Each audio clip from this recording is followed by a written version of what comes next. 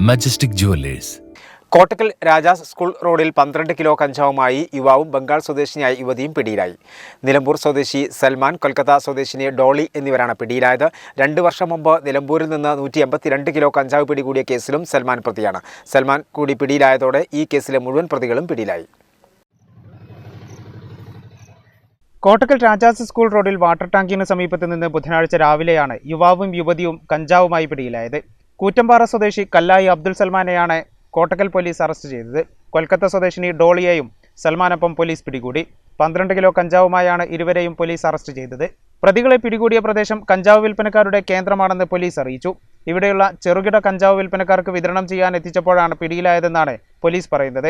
2 വർഷം മുൻപ് കൂറ്റമ്പാറയിൽ 182 കിലോ കഞ്ചാവും 1 കിലോ ഹാഷിഷ് ഓയിലും പിടികൂടിയ സംഭവത്തിൽ സൽമാൻ പ്രതിയാണ്. അന്ന് ഒളിവിൽ പോയ സൽമാൻ കൊൽക്കത്തയിലേക്ക് കടക്കുകയും അവിടെ വെച്ച് ഡോളിയുമായി പരിചയത്തിലായി ഇരുവരും ചേർന്ന് കഞ്ചാവ് കടത്ത് നടത്തിവരികയുമായിരുന്നു.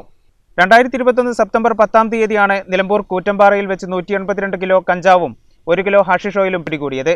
കേസിൽ നേരത്തെ 10 പ്രതികളെ അറസ്റ്റ് ചെയ്തിരുന്നു.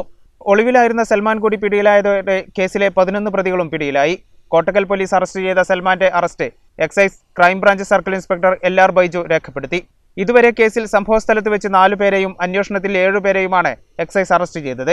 കൂറ്റമ്പാറ സ്വദേശികളായ വടക്കുംപാടം അബ്ദുൾ ഹമീദ്, ഓടക്കൽ വീട്ടിൽ അലി, കല്ലിടുമ്പൻ ജംഷാദ്, ഗൂഡല്ലൂർ സ്വദേശി ഷറഫുദ്ദീൻ എന്നിവർ കൂറ്റമ്പാറയിൽ വെച്ചും കഞ്ചാവും ഹാഷിഷും കടത്തിക്കൊണ്ടുവന്ന വാഹനത്തിന്റെ ഉടമയും ഡ്രൈവർമാരുമായ ഗൂഡല്ലൂർ സ്വദേശികളായ നിസാർ, ഷഫീർ അഹമ്മദ്, ഷിഹാബ് എന്നിവരും സംഭവസ്ഥലത്ത് നിന്ന് ഓടി രക്ഷപ്പെട്ട പോത്തുകൽ സ്വദേശി റഫീഖ്, കൂറ്റമ്പാറ സ്വദേശി പൊടിയാട്ട് വീട്ടിൽ വിഷ്ണു, കഞ്ചാവ് കടത്തിന് സാമ്പത്തിക സഹായം നൽകിയ കാളികാവ് സ്വദേശി മുത്തു എന്ന സൈഫുദ്ദീൻ എന്നിങ്ങനെ 10 പേരെ പല ഘട്ടങ്ങളിലായും എക്സൈസ് അറസ്റ്റ് ചെയ്തിരുന്നു.